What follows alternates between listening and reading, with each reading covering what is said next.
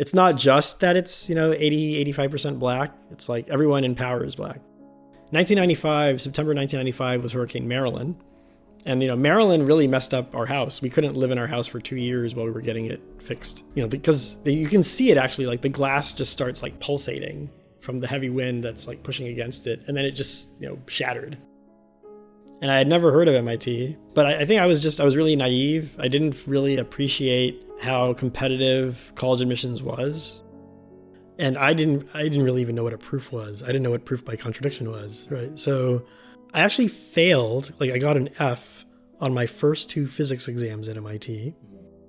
Watching American movies, you get the sense that it's not cool in US schools to be smart, right? There's this, people use this term geek or nerd. It's more cool to play football or, be an athlete. That was very different from my high school. In my high school, it was cool to be good at school. I would stay up late at night, so that would be morning in Ethiopia, and I would just cold call high schools. Like I would Google the high school's phone number. I didn't really know the right people within the government, within the ministry to talk to. And, I was given 2 names. I called them both. And I was getting a little bit of the runaround also. Welcome to the Immigrant Computer Scientists podcast, where we talk to computer scientists who immigrated from their home countries for study or for work or for other reasons. In these oral history interviews, you will find established and renowned computer scientists from across academia and industry narrating their experiences of immigrating from where they grew up to a completely different land, often the US. My name is Indy Gupta, and I'm your host.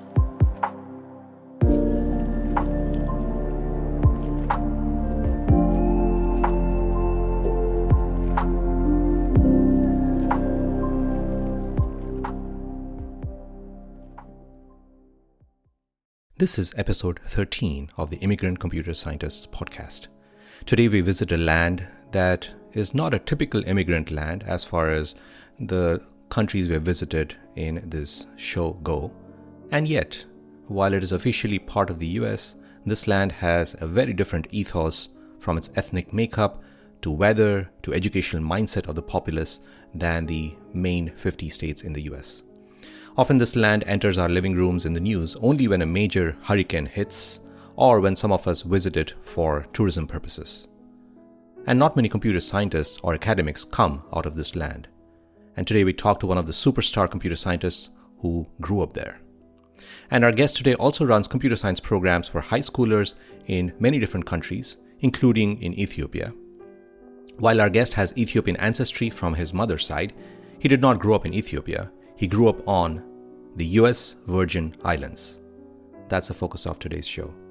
More on our guest in a bit, but here's some interesting information about the land he grew up in. The US Virgin Islands are a territory of the US, but they are not one of the 50 states.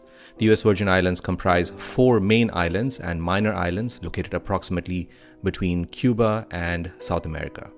The US Virgin Islands are located 40 to 50 miles east of Puerto Rico and about 1,100 miles southeast of Miami, Florida. While the US Virgin Islands are a part of the US and its residents are US citizens, yet the US Virgin Islands and its residents have lesser rights than those on the mainland. For instance, the US Virgin Island residents cannot vote for US president, and the US Virgin Islands do not have a voting representative in Congress. A little bit about the history of the US Virgin Islands. The first European to land there was Christopher Columbus in 1493. In the ensuing centuries, different parts of the US Virgin Islands were owned by different countries, including Holland, France, England, Spain, the Kingdom of Denmark, Norway, and the Knights of Malta. During this time, the island was rife with slave trade, piracy, and an unfortunate plummeting in the population of the indigenous peoples on the US Virgin Islands. Then in 1917, the US Virgin Islands, then known as Danish West Indies, were officially purchased by the US from Denmark for the price of $25 million. Bit about the geography and population of the US Virgin Islands. The total area of the US Virgin Islands, measured across all its 4 main islands and its minor islands, is only about 133 square miles. That's a square of the size 11.5 miles by 11.5 miles. For comparison, the borough of Queens in New York City is comparable at an area of 108 square miles and New York City is much larger at 472 square miles. In spite of its small size, the population of the US Virgin Islands is 100,000 people approximately. And most of the population are black and of Afro-Caribbean descent. That's quite different than any state in the US mainlands. And this makes for a very different ethos and educational mindset, and our guest describes this in many different ways, including using the quote, in his words, "Everyone empowers black on the US Virgin Islands." The US Virgin Islands are somewhat expensive to live in, from rent costs to groceries to electricity to internet. Summers are hot, and in fall come the dreaded hurricanes. In fact, 2 Category 5 hurricanes hit in the same year, 2017, Hurricane Maria and Irma. Our guest today survived Hurricane Marilyn back in 1995, another hurricane that was Category 5, and we'll talk about it during our conversation. Oh, and today's interview was recorded in our guest's home, so you might hear sounds of his children and family in the background. I'm so excited to present our first face-to-face interview of the season. Here we go. I am delighted to welcome Jelani Nelson to the Immigrant Computer Scientists podcast. Jelani Nelson is a professor of electrical engineering and computer science at the University of California at Berkeley, where he has been since 2019. He works on theoretical aspects of computer science and algorithmic aspects of big data. He's won many awards, including, and here's just a selection of them, the Sloan Fellowship, the Presidential PK's Award, the National Defense Science and Engineering Graduate Fellowship, NDSEG, the Akamai Presidential Fellowship, Young Investigator Awards from the Office of Naval Research and National Science Foundation, and the George M. Sprowls Award given to the best computer science PhD thesis at MIT. Before joining Berkeley, Jelani was a professor at Harvard from 2013 to 2019. That's Harvard University. And before that, before 2013, here's where I go in reverse chronological order. From 2012 to 2013, he was a member of the prestigious Institute for Advanced Study at Princeton University. 2011 to 2012, he held postdoc positions at Berkeley and Princeton. And then 2005 to 2011, he was doing his PhD from MIT in computer science, which he finished in 2011. Before that, Jelani received his bachelor's from MIT in 2005. It was actually a dual degree bachelor's in computer science and in math. And before coming to MIT, Jelani was born in Los Angeles and moved to the US Virgin Islands when he was around 6 years old. He then grew up in the US Virgin Islands, where I understand he still has family.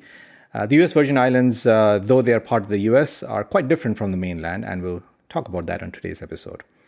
Jelani is a creator of 2 highly popular high school computer science programs, AddisCoder, a computer science summer program for Ethiopian high school students in Addis Ababa, and USVICoder, a coding program that ran for a while and intended for students in US Virgin Islands. And I believe he's starting a new program for students in Jamaica. We'll talk about those.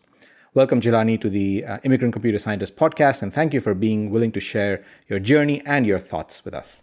Oh, thanks for having me. So you were born in LA and then grew up in St. Thomas, one of the 4 main US Virgin Islands. Your childhood and schooling was in the 1980s and 90s in the US Virgin Islands. You probably have memories of some of your time in LA as well, and then moving to the US Virgin Islands. What are some of your earliest memories? Yeah, my earliest memories, and just one minor thing.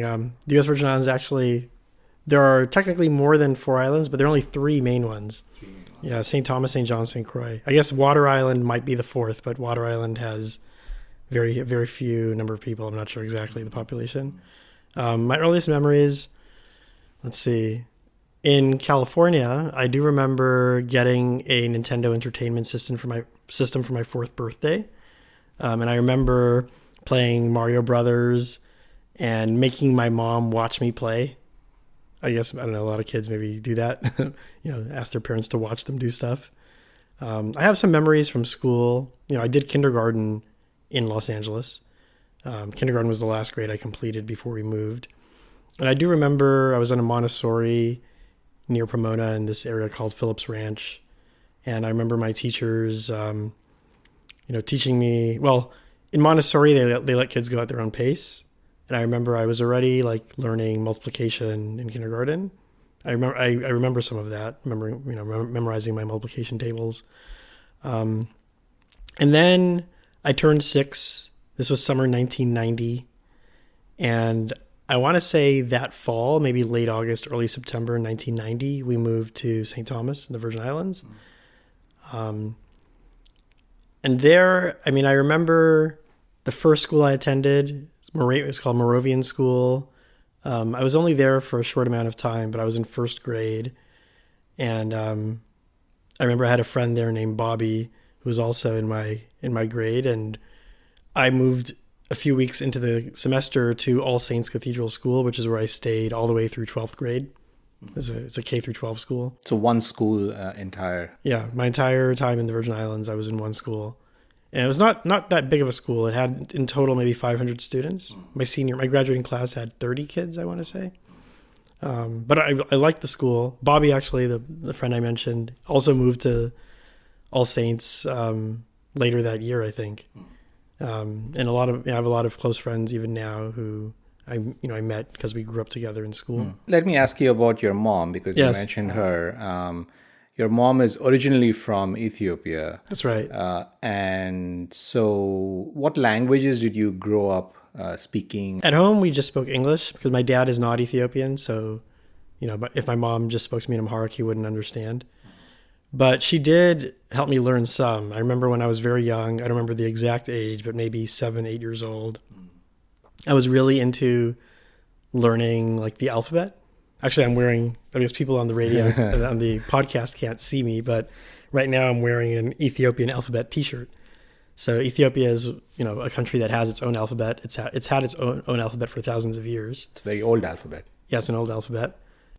I really wanted to learn it. And I remember when I was young, I basically asked my mom to teach me, and she helped me learn, and she bought me books where I could study the alphabet.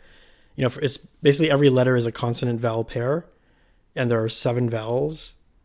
So just think there's not just the letter L, but there's like la, lu, li, la, le, li, lo, and time, so there's 7 of them, and multiply that by the number of consonants in the alphabet. So it's a big alphabet. So I did learn that when I was young. I learned some basic, words. Like I knew greetings. I knew how to say certain food items, milk, water, things like that. Now I'm actually better because I took some classes, when I got older, and I started going to Ethiopia regularly. We never actually went to Ethiopia when I was a kid. My first time visiting was at the age of 19. That was 2003. So I was an undergrad. Yeah. I just finished my sophomore year. This next question is a little bit kind of broad, but since your dad is African-American, born and raised in the U.S., I presume. Yeah, in Philadelphia. Philadelphia, and your mom is from Ethiopia. Those are very different cultures. You must have interacted with both sides of your family. Did you notice large differences in the cultures of the two families? There are definitely differences in culture. Some memories I have. By the way, even after we moved to the Virgin Islands, I used to visit the mainland U.S. in the summers because I had relatives there and my mom had friends there. And I remember one time visiting some family in Southern California, maybe an hour away from L.A., and I had 2 cousins. One is closer to my age. Maybe she's like 2.5 years younger than me. The other cousin is maybe 6 years younger than me. And the younger one had a friend who, the friend visited, my aunt's house and spent the day with the family. And then, naturally, my aunt fed him, there's a kid in her house visiting her kid. She fed him lunch, etc. And then apparently that kid's parents got, I don't know if they were mad, but they were not very happy that he was fed in my aunt's house because they felt then they owed her and they would have to feed her son, which, hearing that from the Ethiopian mentality is completely crazy. I mean, yeah, of course you feed people who come to your house. It's normal. And also growing up, I was not used to the idea, like when I visited Ethiopian, relatives or Ethiopian friends, of even announcing that we're coming. Like we would just, again, I don't know if this is like broadly Ethiopian culture or just like my mom's inner circle, but people would just show up at our house. We would just show up at people's houses. It was never a problem. I mean, I would go in someone's house and open the fridge and get stuff myself. There was this sense that, like openness and, well, actually there's a phrase in Amharic, which is an Ethiopian language, called basically like welcoming guests, is what it means. And that's like a big part of the Ethiopian culture, is that you should treat guests extremely well. Like you should give up your bed for your guests, that kind of thing. Even if they come unannounced. Yeah, I mean, well, definitely that was how it was when I grew up. Maybe not everyone is like that, but I remember that a lot growing up. It was normal, and I knew that it wasn't normal for the Americans, but I kind of expected it whenever I went to spend time with Ethiopians.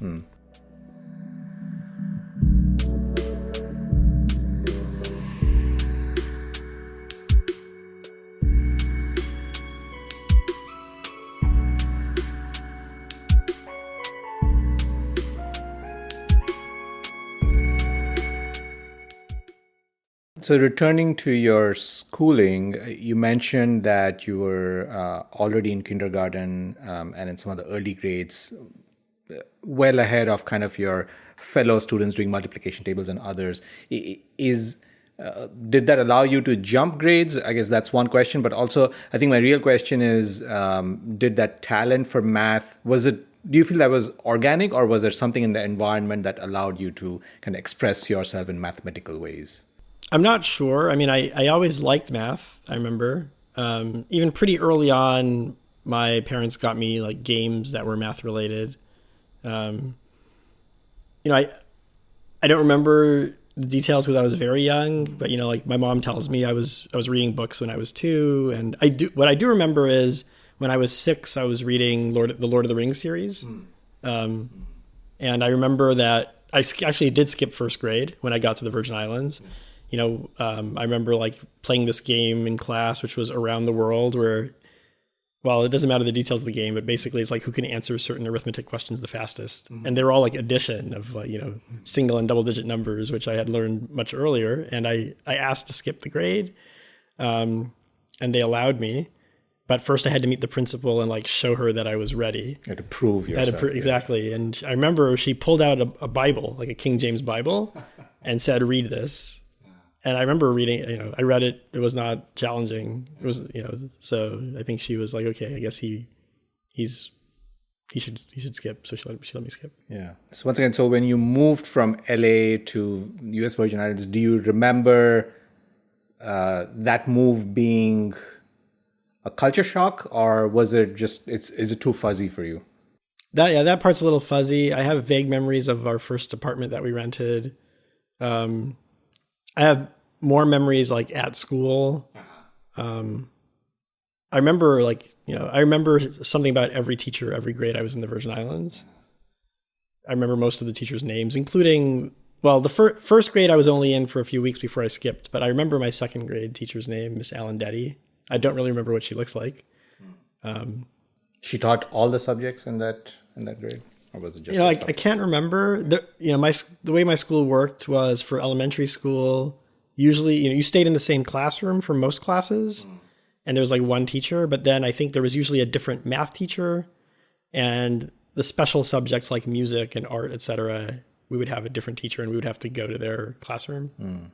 Is that markedly different from how, I mean, you have kids now who are growing up here in Berkeley, though they are young still, but you kind of know how the U.S. education system works in the mainland. The schooling system you're describing in Virgin Islands that you experience, is it markedly different from the U.S. mainland system? So I have a son who's about to be 2, so he's not in school yet. I have a daughter who's going to be 4 in February, in 4 months. She's in preschool, so that's a bit different. My wife's brother lives with us, and he's in 11th grade. So I do hear a little bit about his high school through him, and it's a Catholic school, which is similar to, I mean, my school was not Catholic. It was a religious school that was Episcopalian. But there are some differences. I mean, part of it was like the personality of the principal of my school. She was extremely strict and old-fashioned. So, she would patrol the campus, and whenever she enters the classroom, everyone would have to stand up and say, "Good morning, Mrs. Brady," or "Good afternoon, Mrs. Brady," and sit back down. Even the teachers were scared of her. She she could send you home for having your shirt not tucked in. I remember a story of a student, being seen by her in the supermarket, not during school hours, but, I guess school had finished. Maybe this kid's parents had picked that student up and gone shopping at the supermarket. And the student didn't have a chance to change their uniform yet. They were still in the school uniform, but the shirt was not tucked in. And she saw him, and he got in trouble the next day at school because she said, even though it was not during school hours, whenever you wear that uniform, you represent our school, and you represented it poorly because it was not tucked in. So that would be very different in today's age, where I think recently there was a court case about someone who posted something on a kid who posted something on social media outside of school, and whether or not the school could punish them for essentially,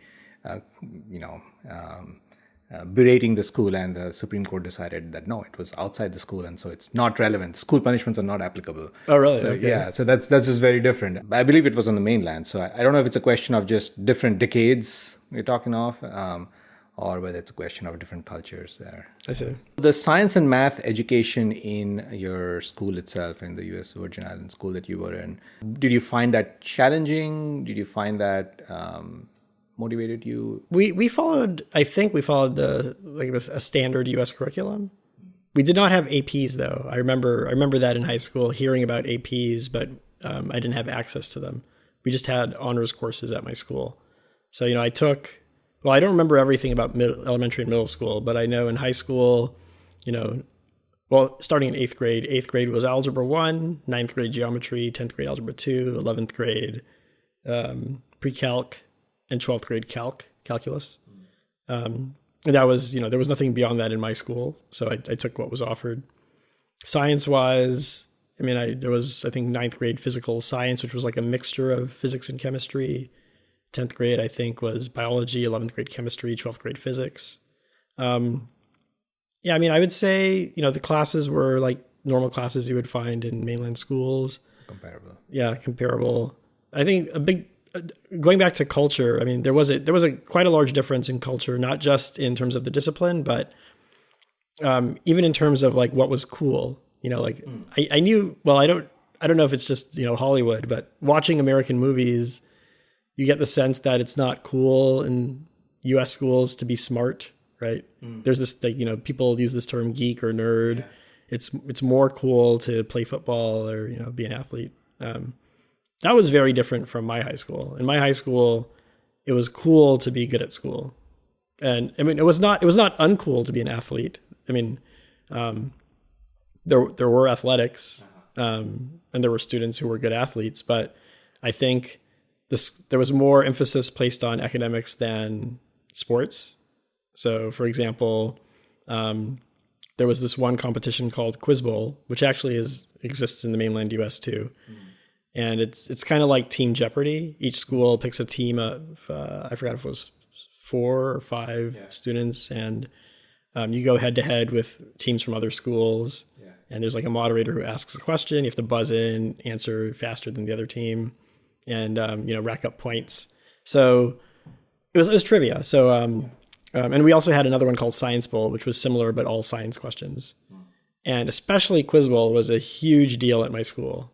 The way that you see football portrayed or basketball portrayed in American movies, that was what Quiz Bowl was for us. I was on the Quiz Bowl team in high school, and when we would go out to play other teams, like in the St. Thomas, island-wide contest, or afterward, if you advance, there's like the Virgin Islands-wide contest.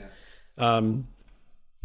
It would play on the radio, first of all, in the local radio, and then our school would stream the radio over the school PA system the whole day. So like the whole day, everyone at school was listening to, or maybe not the whole day, but like when we were up, when we were playing, they would stream it. So everyone at school would listen to, us buzzing in and answering things. And then when we did well, and there were years when our school won. In fact, I think there was a three-peat. Our school won kind of the Virgin Islands wide contest 3 years in a row. And the principal called an assembly and brought the whole team up to like the front of the school and hugged us, and it was a very big deal. celebration and Yes. celebrities essentially. It's kind of like the college football season, except it's with Quiz Bowl and it's day long and everyone is tuned in. That's what it sounds like. Everyone is listening. And it wasn't just, I mean, the principal, of course, was like very supportive, but it wasn't just the principal. I think the whole school, like the students, the teachers, everyone, they were very proud of like our Quiz Bowl team and our Science Bowl team and all our teams and sports. I mean, I don't want to say that there was no focus on sports. I think people were happy too when our sports team succeeded, but Quiz Bowl was definitely like the biggest thing. Do you feel that push towards academic excellence via Quiz Bowl and other things, and not thinking that nerdiness and geekiness is a bad thing, did that come largely from the parents? Did it come from the school, or was it just organic in the culture? Because it sounds very different certainly from the way in which academic excellence was viewed back in schooling in those days. Now it's slightly different. Nowadays, nerdiness and geekiness is not seen that negatively as it was before, but certainly when you were growing up, it was seen as a negative trait in the mainland for sure. Yeah, I mean, I don't remember, and I would say I was geeky. I mean, I liked computer games. I taught myself, HTML and C and C++, when I was in the Virgin Islands before I even went to college. I don't remember ever, maybe I'm just misremembering. Like, I don't remember ever being called a geek. So the US Virgin Islands is a pretty tightly knit community, and I think you kind of touched on that. It's about 133 square miles, about 100,000 people. It almost feels like everyone knows everyone else, everyone knows their neighbors. That's, of course, very different from LA. Yes.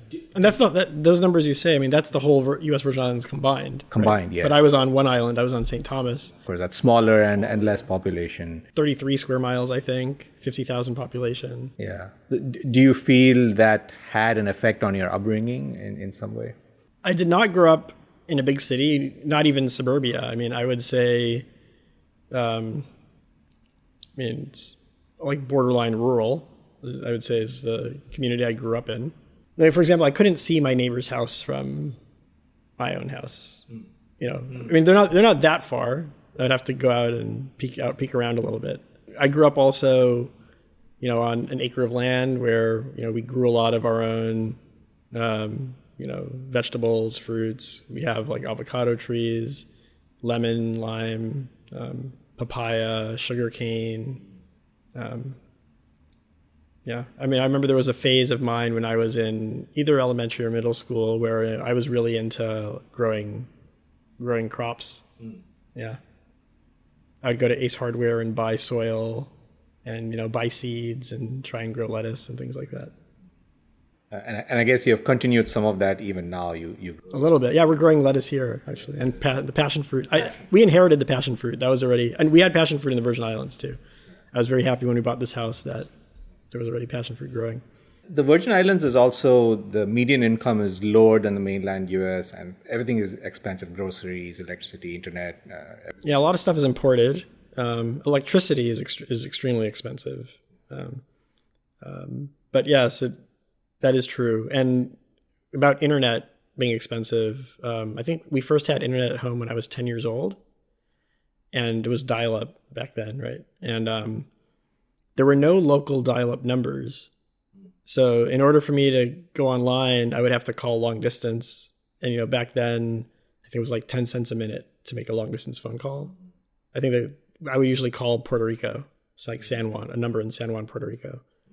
But yeah, that's all changed. And your family was able to afford that? Yeah, I mean, I was pretty, fortunate, I think, growing up. Like, we never had any financial issues.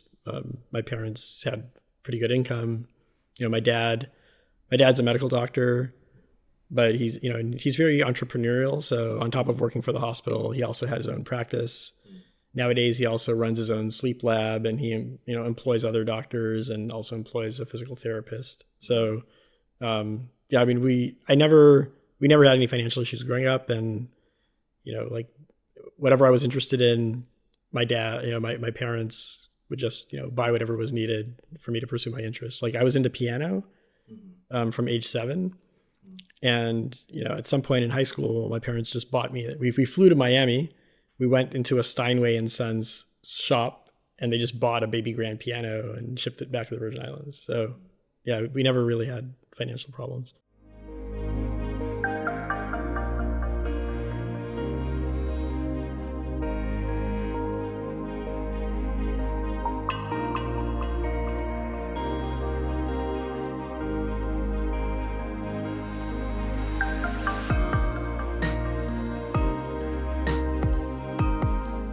This is episode 13, an interview with Jelani Nelson, professor of computer science at the University of California, Berkeley, who grew up in the US Virgin Islands.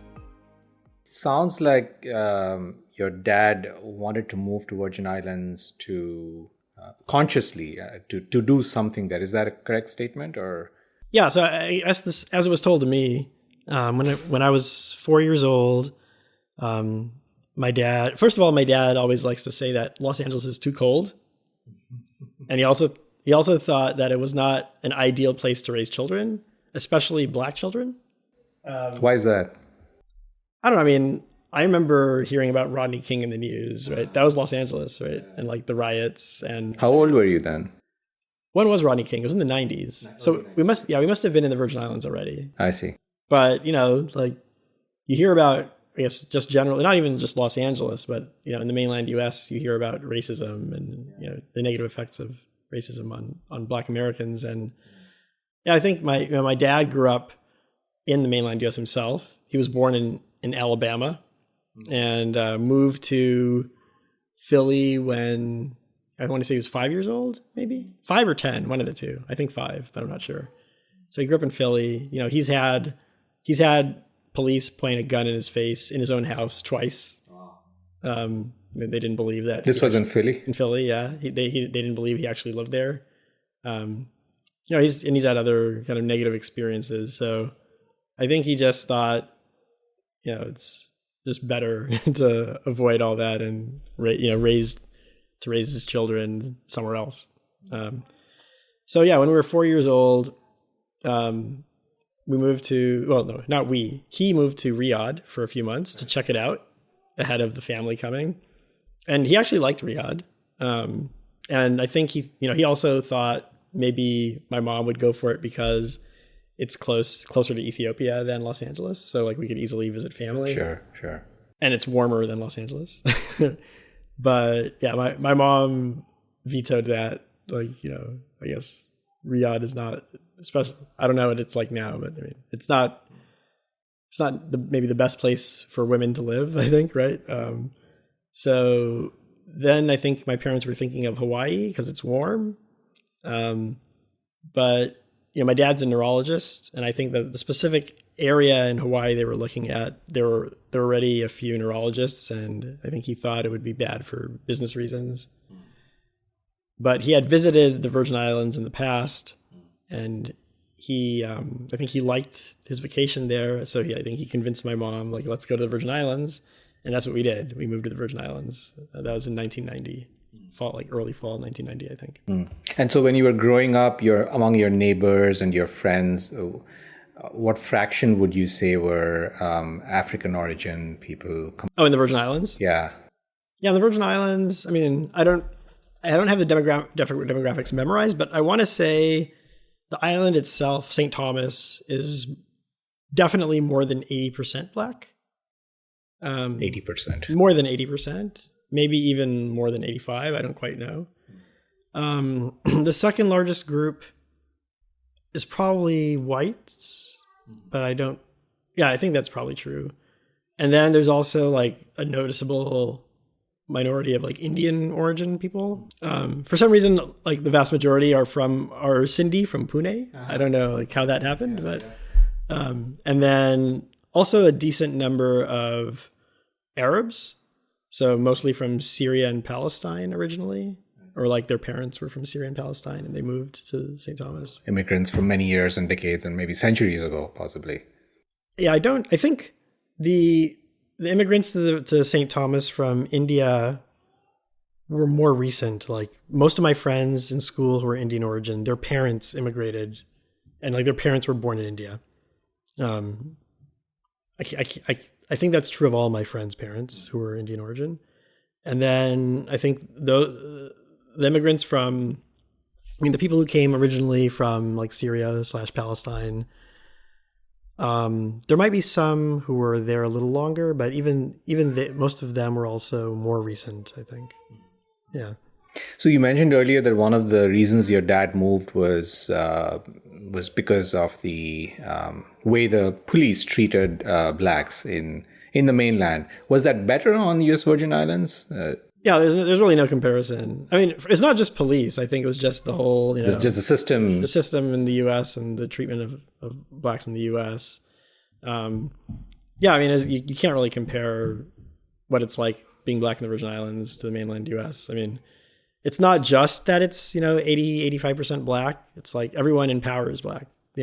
Every governor in the history of the Virgin Islands has been black, except for ever since we started elections. There was a period of time. Okay, so just a little bit of history. Yeah. The U.S. Virgin Islands used to be Danish. They were a Danish territory, and the United States bought the U.S. Virgin Islands around World War I.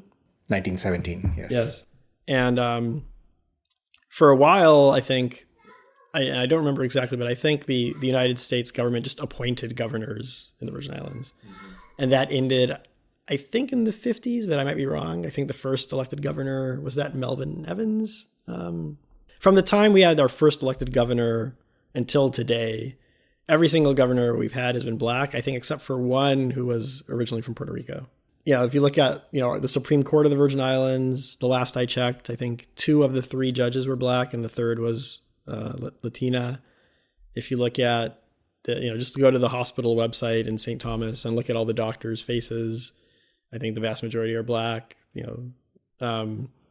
The senators, the local senators are mostly black. The police are mostly black. I mean, I never had any problems with police. I think maybe once I got pulled over for like a traffic violation, but it was actually my fault. And then they just let me go anyway. So, it's so the systemic, not just racism, but the systemic injustices that are built into the US mainland system, those seem to not be there or seem to have disappeared in the Virgin Islands. Yeah, I mean, now with social media, and growing up, I never heard of any kind of anti-black anything in the Virgin Islands. Now with social media, once in a while, I'll see some video of something going on, often in one of the islands called St. John, actually, not the island I grew up on, but a different island, of, someone being harassed or, but even then, I think people, when they see that, when Virgin Islanders see that, they're very surprised. And also, growing up in the majority, I think, I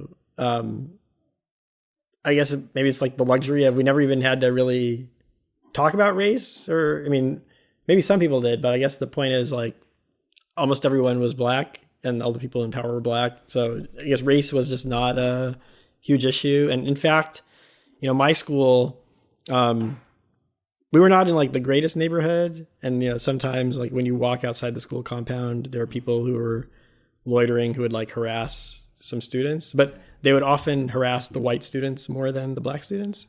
So it was like, reverse of what you would see, what you might think in the mainland US. So sometimes I felt bad for like some students who would get harassed this way.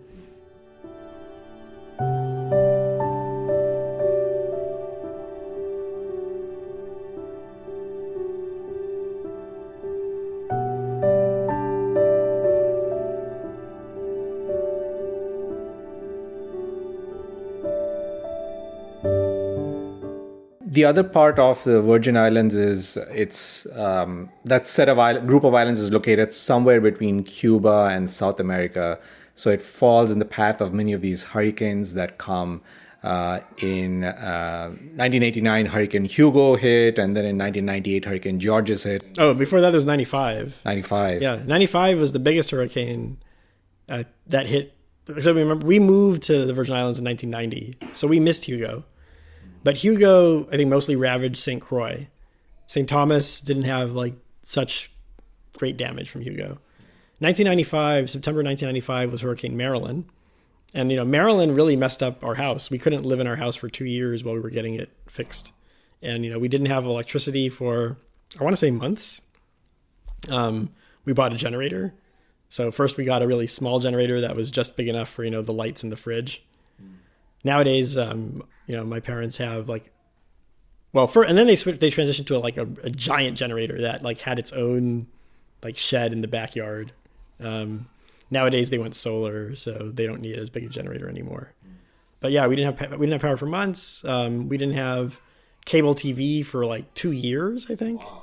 So that was a time when a lot of people started buying their own satellite dishes because there was no cable. So it took a long time for the infrastructure to recover. It did. And I remember at school, we had free meals. Well, by the way, schools in the Virgin Islands always have free meals anyway, free hot lunches, maybe even free breakfast. I never went that early to get the free breakfast, and that's public and private schools. The government of the Virgin Islands provides free meals even to private schools, which, I think is a very foreign concept to mainland Americans. Why should they? But, again, maybe it's another sign of us over there being a little more pro-education than the mainland U.S. But yeah, FEMA came. What does it stand for? Federal Emergency Management Agency, I think. So FEMA came in 1995 to help us after Maryland. They distributed a lot of tarps, blue tarpaulins, for people to put over their roofs because a lot of people lost their roofs in their houses. They distributed MREs, the meals ready to eat. These are packets that you just add water to.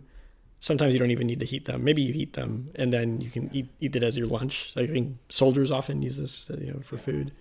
So I remember there was a time in school when the school was giving us MREs for lunch that they had gotten from FEMA. So do you remember the day or the night that Hurricane Marilyn came through? Or I do. I remember Marilyn pretty well. I don't remember exactly why my parents did this, but they thought it would be safer. Well, I guess I do know why. They thought it would be safer to spend Marilyn in a hotel than in our house in case our house sustained heavy damage, which it did.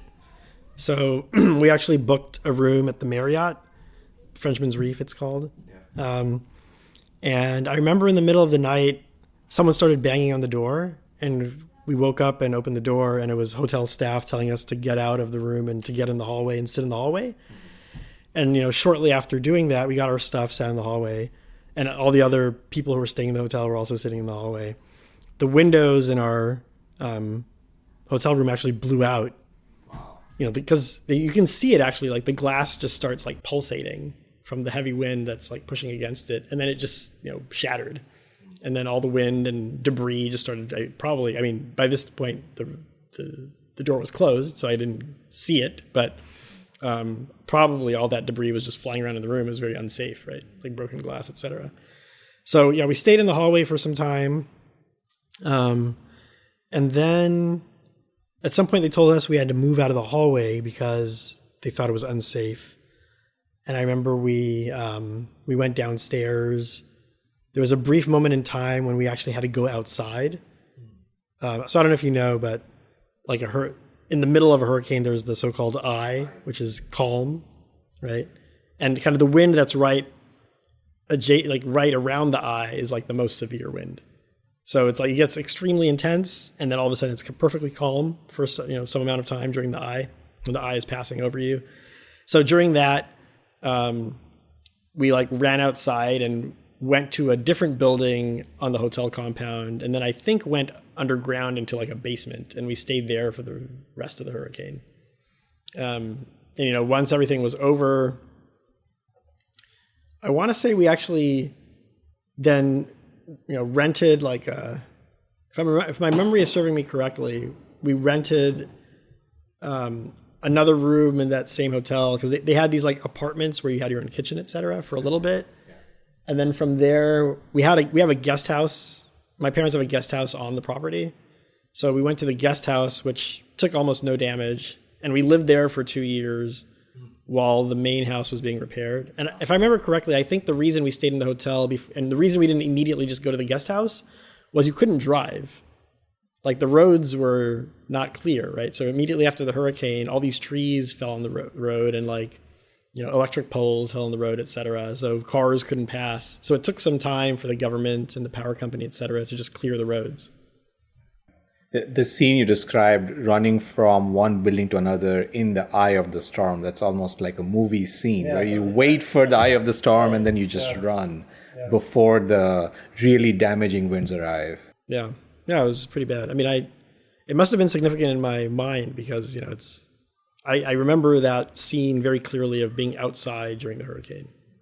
Of course, hurricanes have continued to batter the U.S. Virgin Islands. I think in 2017, there were 2 Category 5 hurricanes. Yeah, Maria and Irma. Yes. Has the reaction and the recovery of the infrastructure improved now that compared to like when you were growing up? I mean, I have friends who lost their home. The home was completely destroyed from those hurricanes. I mean, our family was fortunate. I think we learned our lesson from Maryland, and we got much better hurricane shutters on our windows. And now, as I mentioned, my parents went solar, so they took down all the solar panels before the storm came. That's the one nice thing about hurricanes, unlike say tornadoes or earthquakes, is when they're coming. Yeah, right? There's a schedule. Yeah, right. So people are tracking it from the time it leaves the western shore of Africa, right? So we knew it was coming. My parents, had the solar panels taken down, had all the shutters put on all the windows. The house took almost no damage. And then, once everything was over, they just put everything back again.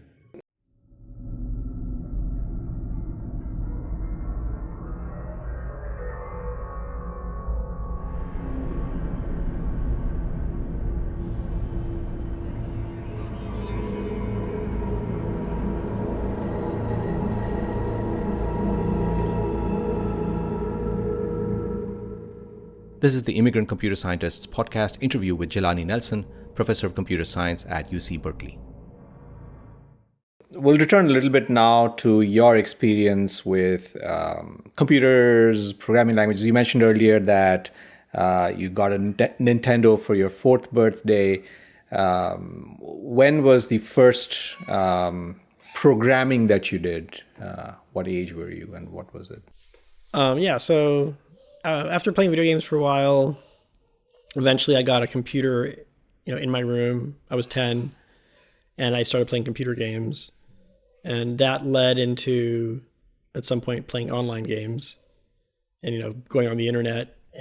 This is still through the dial-up modem via Puerto Rico. Exactly. Yes. And, I have this vague memory of at some point being on a website and right-clicking on the website and clicking view source and seeing HTML pop up.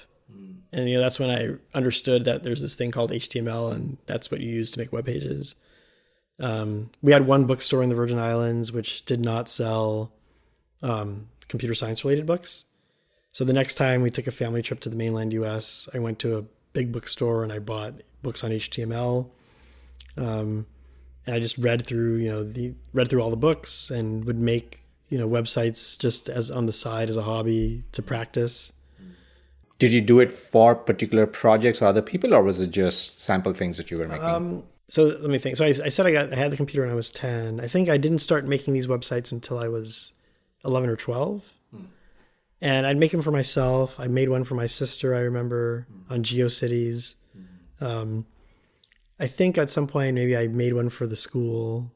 But it was more just giving myself academic exercises, you can say, right? I just wanted to see how everything worked. So I guess that's not really programming. It's, it's HTML. The first time I actually really programmed was in 12th grade. Sometime during 12th grade, or maybe the summer before 12th grade, I don't remember exactly. I got the idea in my head that, all the software I'm using, how do you make that software? You have to program it in a programming language, right? And then just from probably searching online, I got the idea that, C is a very, popular programming language, and so is C++. So the next time we went to the mainland US, I went to a bookstore, I bought books on C and C++. I didn't realize there were free compilers. So I actually bought a CD that had a compiler on it, this Borland C compiler, I think, and Borland C++ compiler. I didn't know about, GCC. So yeah, I mean, I would, read a little bit of the book, give myself exercises, and then try and code it up. At the same time, it just so happened that my 12th grade computer science teacher, Mr. Joseph, also wanted to teach us programming. So he taught us some BASIC.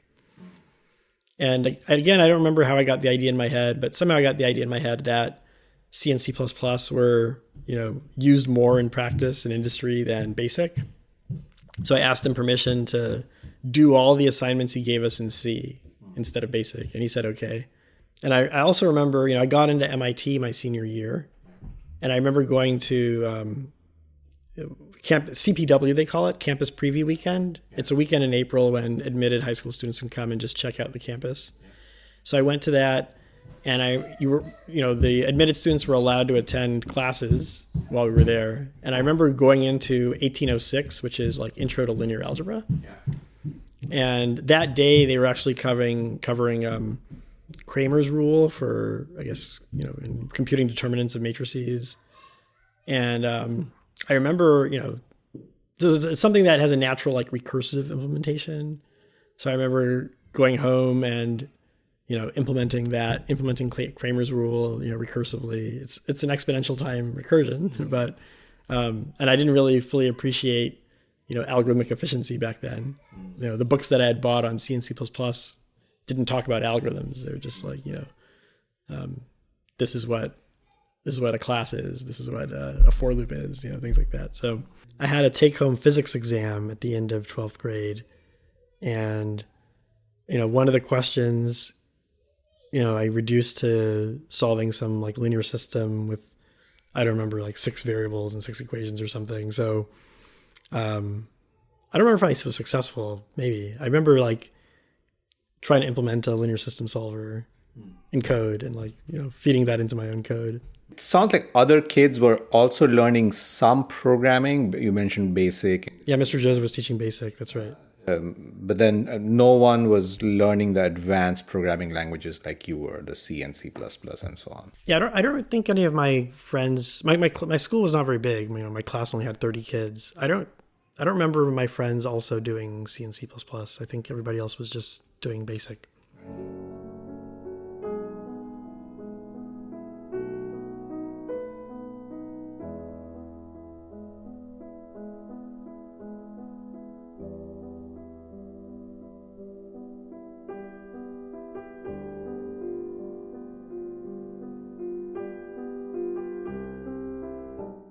Coming towards the end of your high school, I guess you're considering university, and you mentioned that you applied to MIT and you got in.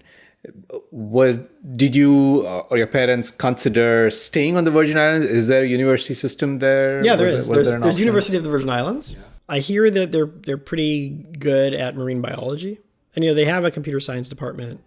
I've interacted later in life. I've met some of the faculty there, and actually you mentioned the USVICoder. I ran the iteration of USVICoder there actually at the University of the Virgin Islands.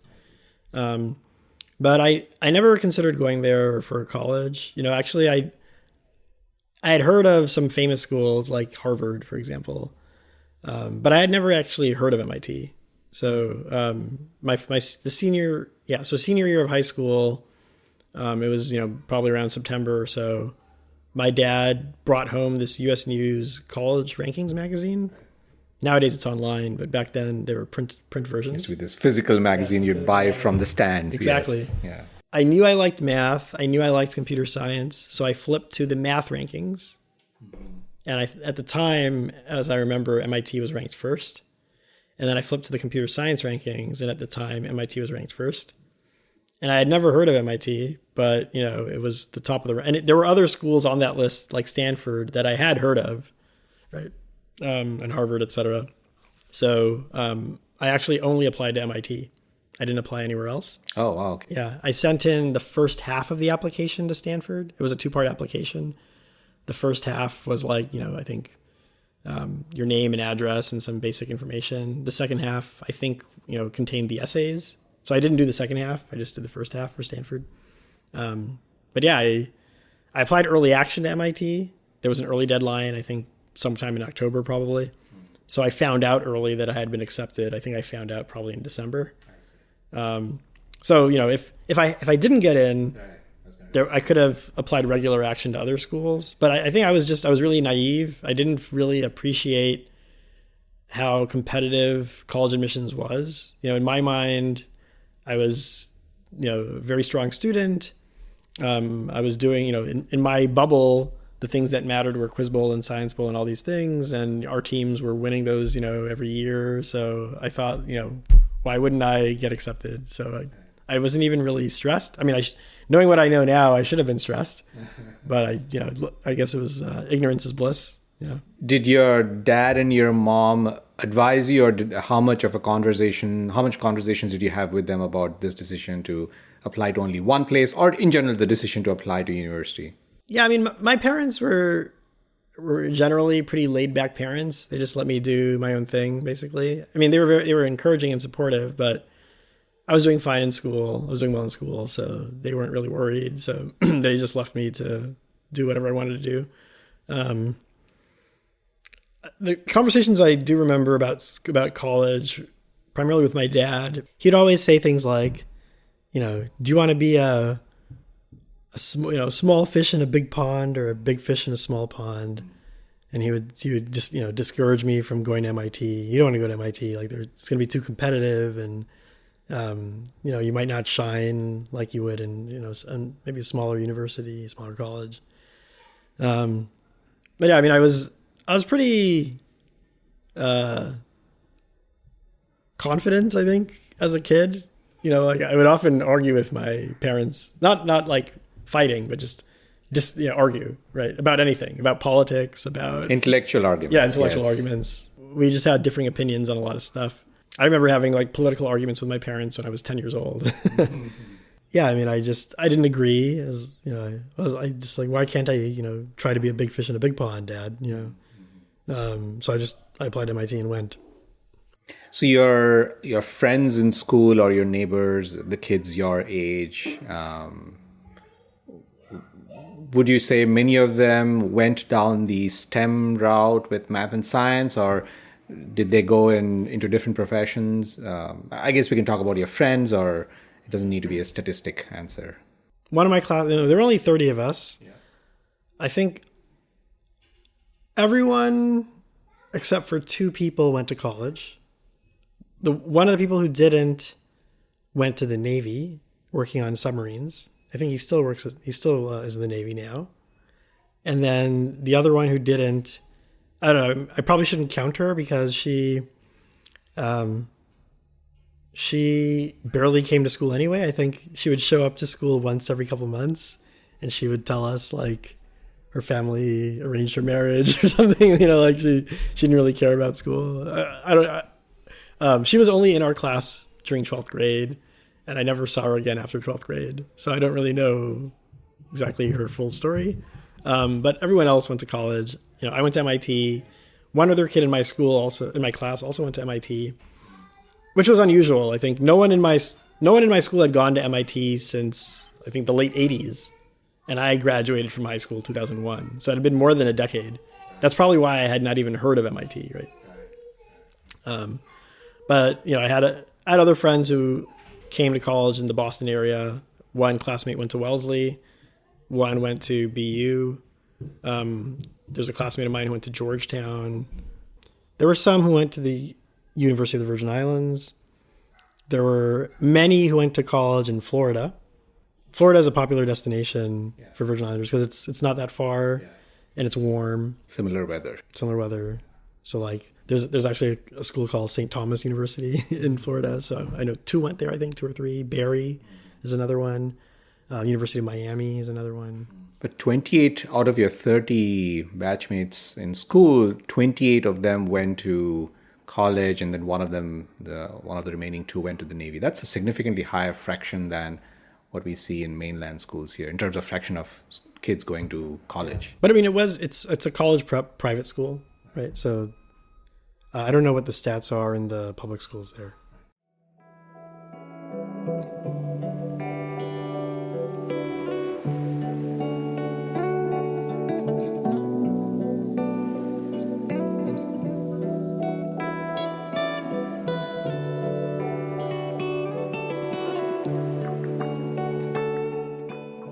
You're listening to the Immigrant Computer Scientist podcast interview with Jelani Nelson, professor of computer science at UC Berkeley, and he grew up in the US Virgin Islands. Okay, let's talk about the AddisCoder program that you have run in Ethiopia for many years. This is a free intensive summer program that you run in Addis Ababa, the capital of Ethiopia, to introduce high schoolers to programming and algorithms. You've been running it since 2011, not every year, but almost every other year. You've trained over 500 students, many of whom have gone on to study at top universities, including Harvard, MIT, Columbia, Stanford, and many other places. Tell us a little bit about how you came to conceive of that program and why you wanted to do this. The thought came in my head because of another program at MIT called AITI, or MIT AITI. AITI stood for Africa IT Initiative. And it was a program started by, I think, 3 international students who did their undergrad at MIT. They were older than me, like maybe, when I was a freshman, maybe they were seniors, or maybe they were master students. I don't remember by then. One was Ethiopian and 2 were Kenyan. And in their program, they would get MIT students to go to various African universities as like summer instructors for a program that they created. That program taught some CS, like web dev things, and together with entrepreneurship. So they would teach them some skills. They would give them like projects to work on for the duration of the program. And the idea is like that project should, potentially turn into a company by the end of the program, or like the start of a company. And I had friends, even though the founders of the program were a bit older than me and I didn't really know them at the time, I had younger friends who had volunteered as summer instructors for the program while I was at MIT myself. So, I didn't volunteer for that program, but I had heard of it. And when I was graduating from PhD, I applied for jobs. I got an offer from Harvard, which I took. And I also got the postdocs that you mentioned at the beginning of the podcast, which I also took. And I deferred the Harvard job to do those. And my graduation with the PhD was, I think, in early June. And my first postdoc wasn't scheduled to start until mid-August. So I had a summer free. And I was thinking, like, what am I going to do during that summer? And first I thought, let me go to Ethiopia and visit my relatives. And at that point, I had only been to Ethiopia twice, once in 2003 and once in 2009. So this was going to be my next time going back. The more I thought about it, I thought, that's a long time in the summer to just go there and not have any planned things to do. I'd just hang out with my cousins all day for months. So why didn't I do something on the side? And, somehow that memory of AITI like popped up in my brain.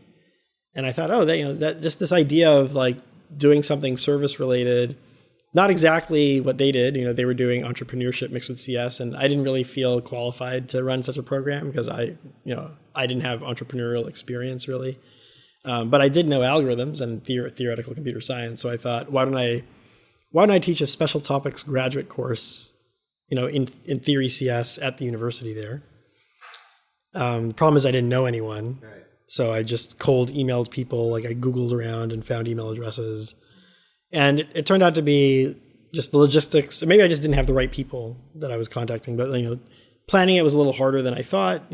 Professors got back to me and said, well, it's summer break and a lot of our students go back to their hometown, for summer break. So people aren't even going to be around. And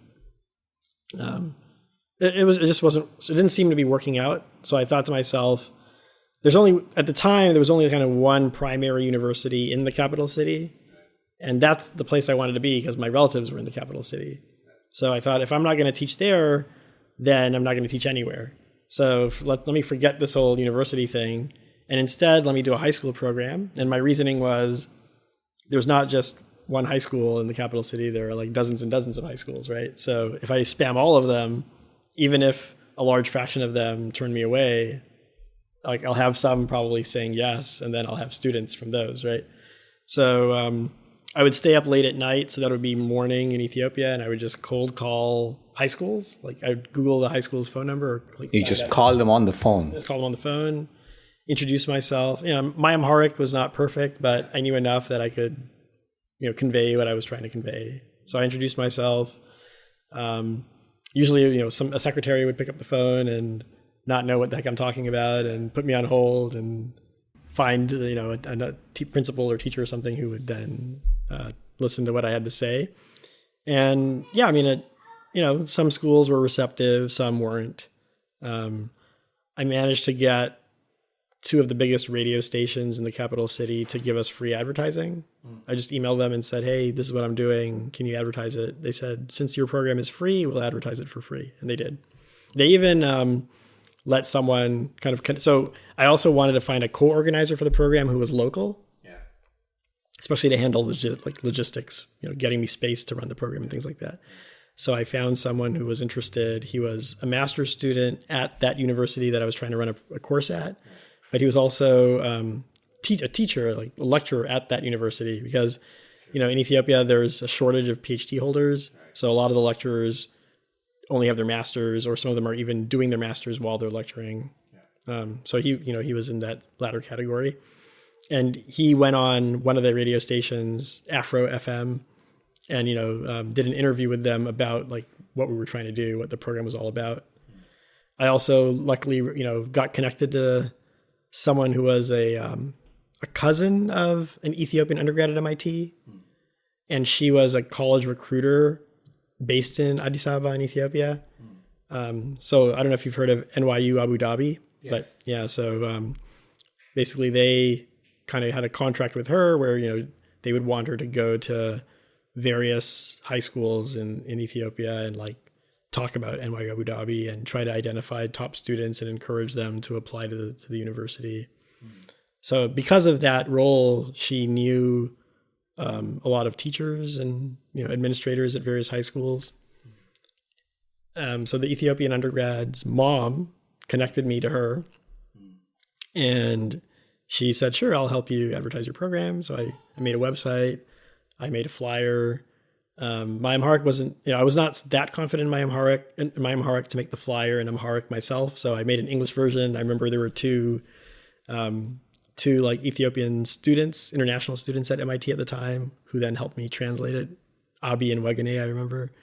And they translated it to an Amharic version. And then I put that on the website and I gave it to the student's cousin, and she distributed the flyer to a bunch of different high schools in Ethiopia. We had, and actually I got connected to another lecturer at the campus that does architecture, actually. Not computer architecture, but building, architecture. Yes, actual architecture. And I think through connections he had with the Ministry of Education, he managed to get another 100 or 200 students who were interested. So at the end, we actually had way more kids who wanted to be in the program than could physically fit in the lecture hall. Yeah. So I, when it came time to actually run the program, I actually intentionally made the first couple of lectures a little very intense to kind of scare some people away because we just didn't have room for everyone. What did you cover in the program? I spent 2 days teaching them Python. Yeah. All but one of the kids had never programmed a day in their lives. So I 2 days covering Python, and then I started doing algorithms. So basically, I just wanted to cover enough Python that they could understand the algorithms. They could understand enough basics to know what an algorithm even was. And so you're teaching them Python, but these kids, did they have access to computers to program? Not most of them did not have computers at home. Some did, but the university let me use their computer lab for free. After teaching what is a variable, what is a function, for loops, that kind of thing, conditionals, I started doing a little problem solving, what is recursion, right? And then from there, I started doing things that had to do with runtime, what's binary search, merge sort. And then I got into dynamic programming and memoization and shortest paths on graphs, fast integer multiplication with Karatsuba's algorithm. And then I started doing a bunch of word problems, kind of Olympiad style, these programming contest style. So you have some word problem that basically you need to figure out how to model it as some computational problem that you can then apply known algorithms to. So yeah, that was that. It was a 4-week program, 5 days a week, 2.5 hours a day. We ended with more than 80 students, and they were very strong. I think that when I reflected on the program afterward, one thing I did not like was that we had an overrepresentation of private school students. So the next time I ran the program, I tried to get more public school kids into it. And, the program was free. So that especially like bothered me that, there's this free opportunity, but public school kids are not taking advantage of it. So I contacted the Ministry of Education. And, unlike the US, where I don't know exactly how it works in the US, but it seems every state has their own curriculum. Maybe even every county can like choose to do whatever they want to do. It's very top down in Ethiopia. There's the federal Ministry of Education. Every school in the country, like even the private schools, the only exceptions are the international schools, which, by the way, Ethiopian citizens are not even allowed to attend. And they're not allowed to attend because they don't follow the national curriculum. But if you're not an international school, even if you're private, you have to follow the national curriculum. Everybody's using the same exact textbooks. There are national exams that you take after 8th, 10th, and 12th grade. I think maybe they recently might have gotten rid of the 10th grade one. But everyone's taking the same exam at the same time with the same exact questions. So, I thought, because it's so uniform, right? And the ministry actually tracks, top performers throughout the country, especially on the national exams. I could just approach them and say, hey, like, give me a list of the top public school kids. Or if you don't want to give me the list, just directly invite them to my program. That turned out to be a little bit challenging. Like, I didn't really know the right people within the government within the ministry to talk to. And, I was given 2 names. I called them both, and I was getting a little bit of the runaround also. So I thought it would be good to kind of ally myself with someone who has connections within the Ministry of Education. So, I talked to someone who was like a former university president in Ethiopia, which was like a public university. So he was definitely connected to the ministry. Actually, he was president of the largest university in the country. I also talked to someone who was, kind of former ambassador to 2 different countries for Ethiopia, and then came back and was like very much in the government, like in the kind of central committee of the ruling party. And finally I got introduced to, and with all these people, like my ask was simple, just like, I'm trying to, this is what I want to happen. Can you help me make it happen? Eventually I landed at someone who is the daughter of a former prime minister of Ethiopia. Her dad passed away. He was prime minister until I think 2012, but he passed away. He got sick. And her and her mother made a foundation in the honor of her father. And I think prior to this project, so eventually we started working together. We like co-organized the program starting in 2016. Me and some others here in the U.S., we handled primarily the like academic parts of it. The syllabus, recruiting teaching assistants. Also, we handled part of the admissions. There are 2 streams now. So the majority of students are invited by the government. But we also allow people to apply themselves if they're not selected by the government, because, maybe they just were missed, right? And we want to give them a chance to be looked at. So we do those admissions ourselves. But a lot of the on-the-ground logistics, like making sure the students all have dorm rooms, they have bed sheets, making sure that there are security guards in the dorms, that they have cafeteria food, getting the lecture halls reserved, reimbursing the travel for all these high schoolers who are coming to the program. Where is the funding coming from? Yeah, there are multiple sources of funding. So some of it comes from that organization in Ethiopia. They use some of their own funding for some of these expenses. We also, AddisCoder Inc. is now a registered nonprofit. It's a 501c3. We receive donations. We also have, I don't know if you would say sponsors, but Ethiopian Airlines has been a sponsor in the past. They've given us some number of free airline tickets for teaching staff to go over there. We've also had kind of loose partnerships with universities. So Harvard, for example, we have this kind of informal agreement that every year we can select up to 3 undergrads from Harvard to be teaching assistants for the program, and Harvard will pay all their expenses, stipend, plane ticket, housing. We've also had, I have some funding also for outreach activities at Berkeley that I'm able to use now. We've had students get funding from their own universities. Like we had a student from Columbia University, not the country Columbia. He got some kind of fellowship from Columbia to participate as a TA for our program.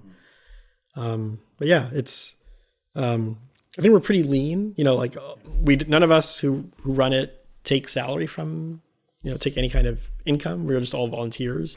So that cuts costs, right? Actually, up until like even this year, like we do our own taxes. Maybe now we might start hiring an accountant, but we try to like save as much money as possible and cut costs. I want to ask, so the Ethiopian side, the politicians you talk to, these principals, the dean, what do you feel is their motivation in helping you? Is it to see their students go to U.S. universities and then come back and improve the country, or? No, I mean, in fact, well, yeah, that's a little controversial, right? Because there are some people who also say like, well, we don't want brain drain, right? We don't want our top students to leave. But first of all, I will say that, as you said, we've trained over 500 high school students so far.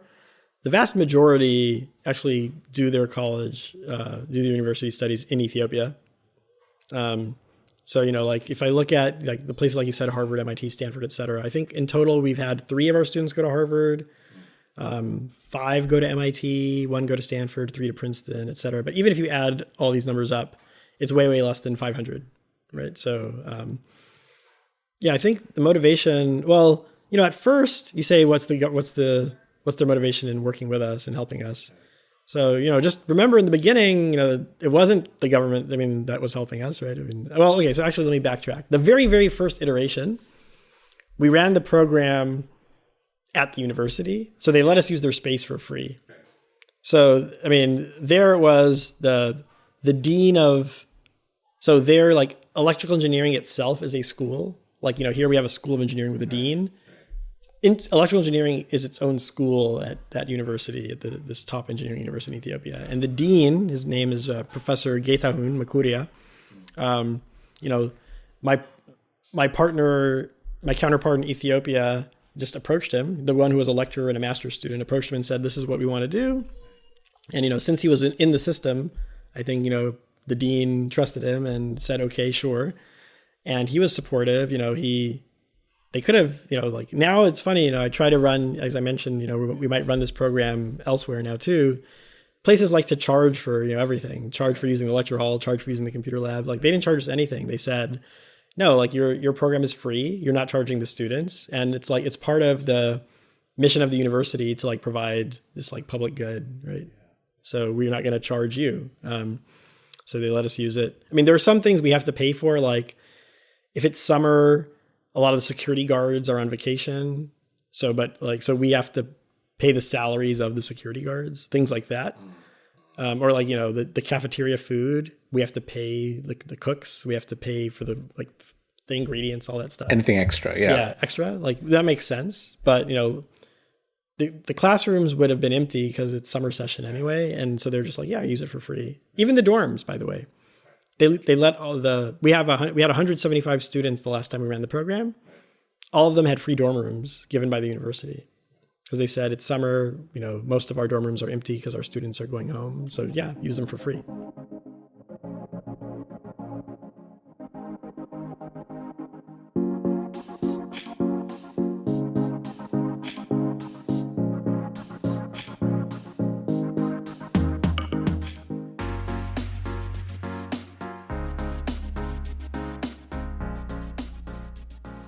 This is episode 13, an interview with Jelani Nelson, professor of computer science at the University of California, Berkeley, who grew up in the U.S. Virgin Islands.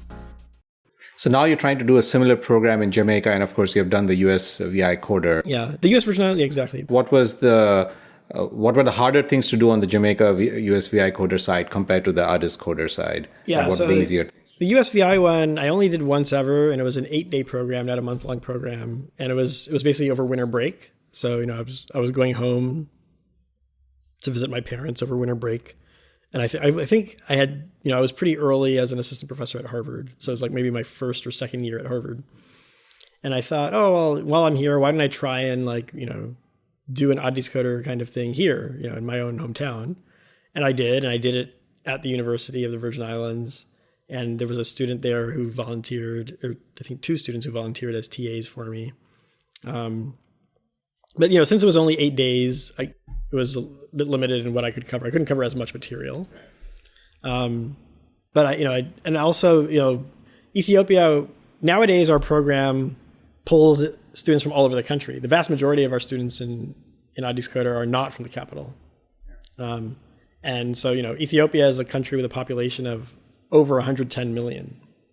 And we're pulling 175 students from 110 million population, right? St. Thomas, Virgin Islands has a population of 50,000, right? So even though I personally actually went to every single high school in St. Thomas to announce the program before it happened, and still we only got, I don't remember, like less than 20 students, 15 students. I don't remember exactly the number. So now, I kind of had, I shifted my attention back again to AddisCoder because it's very time consuming. Plus I have a full-time job aside from that as well. I got an email out of the blue last year. It was either the beginning of this year or the end of last year. It was from a Jamaican who had moved to the Virgin Islands and, finished high school in one of the schools in St. Thomas, where I'm from. And he said, I heard about the AddisCoder program, and, I told Chronix about it. I don't know if you know Chronix. He's a reggae artist. He's probably, one of the most successful reggae artists alive today. And he said, I told Chronix about it, and Chronix is very excited. He would support such a program being created in Jamaica, and, could provide some funding for that. So, I went into a Zoom call with Chronix and with the guy who emailed me and a couple other people on Chronix's team. And, we just talked about what such a program could look like. And so now it's in the planning stages. I found some people at UE, University of the West Indies in Jamaica. Some Caribbean students I knew from Harvard, who went to Harvard back when I was a faculty member there. Also, another person who I think is a Stanford alum and is now working at Google, who's also, part of this kind of founding group to try and start a program like this in Jamaica. So the plan is to have the first iteration of the program in summer 2022, next summer. Next summer. What are the obstacles where you need the most help? Now it's just, we're trying to get firm numbers on how much things will cost. Within the last week, we've had emails amongst ourselves kind of drafting a letter that we're going to send to the Ministry of Education in Jamaica and other, relevant parts of the government to try and get support from them in the ways that we might need. But yeah, it looks like it's going to run. It's going to probably, that's what we've been talking about, run at UE, at the University of West Indies campus in Jamaica. The first iteration, 2022, it'll probably be a Jamaica program. Jamaica, all the students will be Jamaican. But, we have talked about gradually, once we've run it once or twice and see that things are going kind of smoothly, gradually opening it up and making it maybe potentially pan-Caribbean if the funding, allows.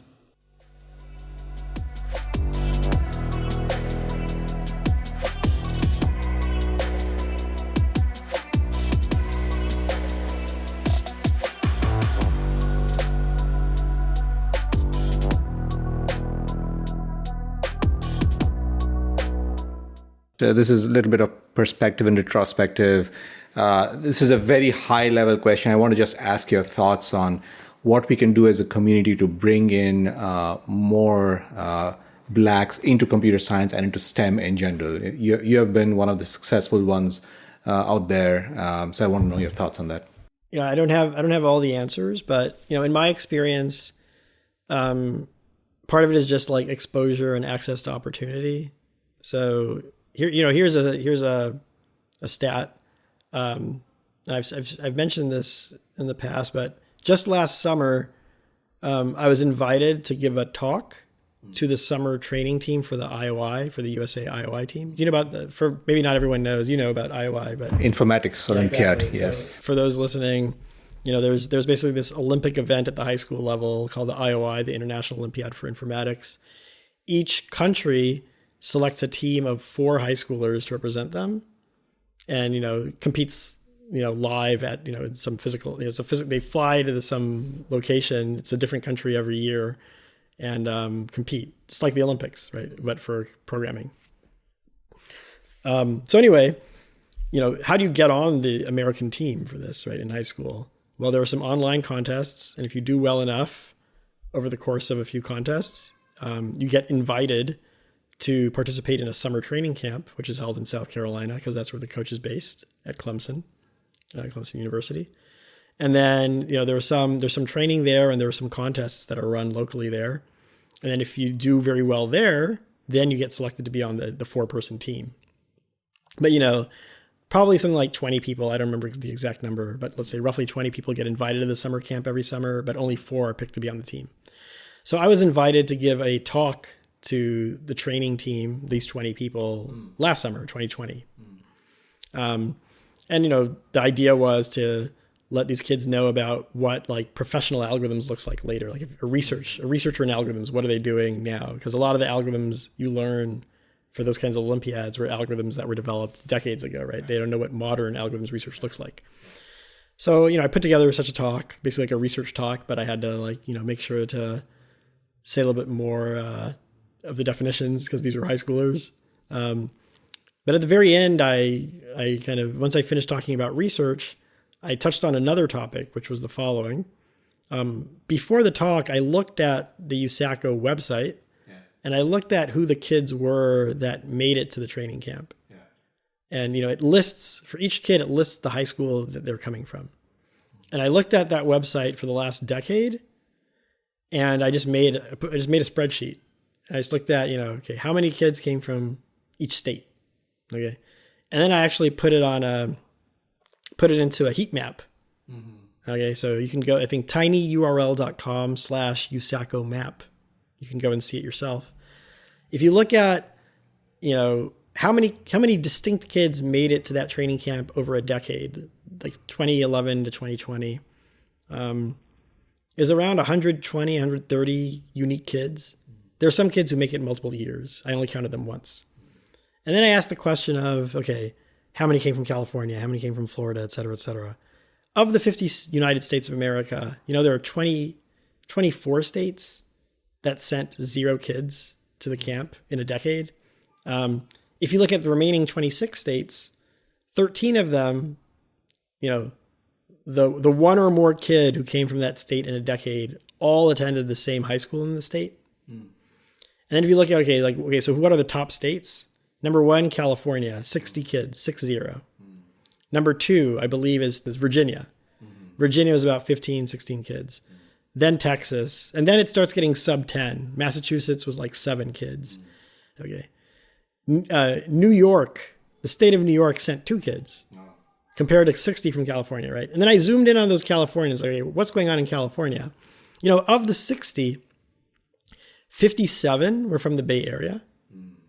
And from the 57, I think all but 1 were from the South Bay, meaning not San Francisco, not Berkeley, not Oakland, not Walnut Creek.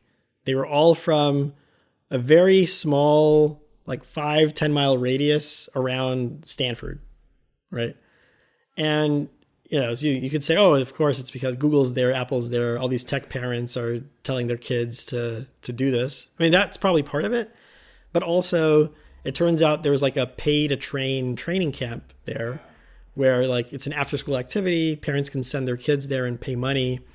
And former Olympians who are on teams are paid to train these kids, right? So, it's access to opportunity. It's awareness of the opportunity. Like when I was in high school, I never even knew that the IOI existed. As I mentioned, I never even heard of MIT. Yeah. And, when I went to college, I had MIT actually, I told MIT like I'm willing to advertise for the school, and they paid my plane ticket to fly home during spring break, I remember once or twice, and gave me a bunch of flyers to visit high schools and encourage kids to apply to MIT. And I remember going to one of the high schools and the kids saying, oh yeah, MIT, okay, yeah, I never heard of it, but I was considering going to DeVry or ITT, so maybe I'll look at MIT too, right? Like people just had no clue what MIT was. Yeah.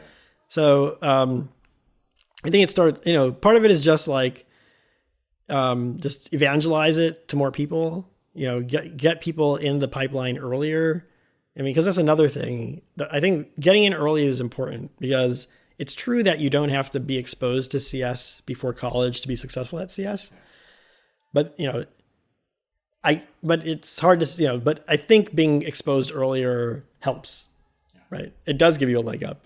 I look at some of the star, PhD applicants who apply, and they have all these papers in real conferences during undergrad, et cetera. And I know some of them because, I taught some of them in classes as a professor. And some of them, dig a little more into their background. They came into college basically knowing what research was. Like their parents had PhDs. Maybe they did the Intel Science Fair in high school. Maybe they did the Olympiads or whatever, right? So, it helps to be exposed early. I didn't know what research was. I didn't really know what a PhD was until I got to MIT. And even then, it took time for me to figure out what it was. Right. That's very beautifully put. My last question, I usually ask a question about imposter syndrome and what advice you have for people who suffer from it. A lot of us suffer from it. I suffer from it, sometimes chronically, sometimes acutely. What advice do you have for people who suffer from imposter syndrome? I mean, I would say, as people usually describe imposter syndrome, which is like, oh, do I really belong here? Am I really good enough? I'm going to get found out that I'm a fraud or something. I've never really had that feeling, but when I did arrive at MIT, because I was used to taking honors classes, I signed up for the most advanced, math class for freshmen that there was. And of the 1,000 incoming MIT students, only like 20 or 25 were in this class. And many of them had done the IMO, International Math Olympiad. People who had gotten gold medals, et cetera. And I didn't really even know what a proof was. I didn't know what proof by contradiction was, right? So I actually failed. Like I got an F on my first 2 physics exams at MIT. But luckily there were makeup exams and then I passed those. And luckily also MIT had this, I think, very good policy that many other universities should have, which was there were no grades freshman year. All like both fall and spring freshman year, it's just pass. They call it pass no record. You either pass or it's as if you never took the class. It's like erased from your transcripts.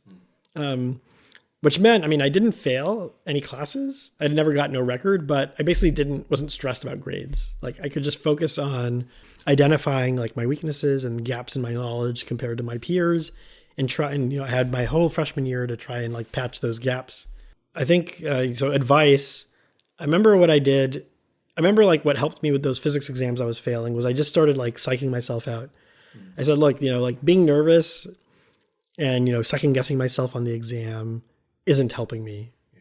So I just started telling myself like, Jelani, even though I had no like reason to tell myself this, but I just said, Jelani, this is not hard. Like you can do it. And, just like that, psyching myself out, I guess, or like mind gaming myself. It worked, I think. Like I definitely performed a lot better, once I started telling myself that. That's very beautifully put. Thank you, Jelani, for sharing your story and your thoughts with us. Thank you so much for coming on the podcast. Thanks. This was episode 13 of the Immigrant Computer Scientists podcast. You've heard the immigration story of Jelani Nelson, professor of computer science at the University of California, Berkeley, and his experiences of growing up in the US Virgin Islands. If you haven't already done so, you can listen to the previous segments in the Immigrant Computer Scientists podcast. We have visited Yugoslavia, the country that no longer exists. That's episodes 1 through 4 of the show. And Brazil, that's episodes 5 through 8, featuring several folks who spent many years in both industry and academia and many years in both Brazil as well as the US. And then we visited the Middle East, that's episodes 9 through 12. Stay tuned for upcoming episodes where we visit other parts of the world. All the music used in episodes of the Immigrant Computer Scientists podcast is royalty-free. All voice recordings were performed with and are reproduced with full consent of narrators and participants. You can find music credits on our website. Join the online discussion about this podcast on all major social media, including Twitter and Facebook, with the handle CSImmigrant and hashtag CSImmigrant. And of course, the episode guide is available at our website, csimmigrant.org. This is the Immigrant Computer Scientists podcast.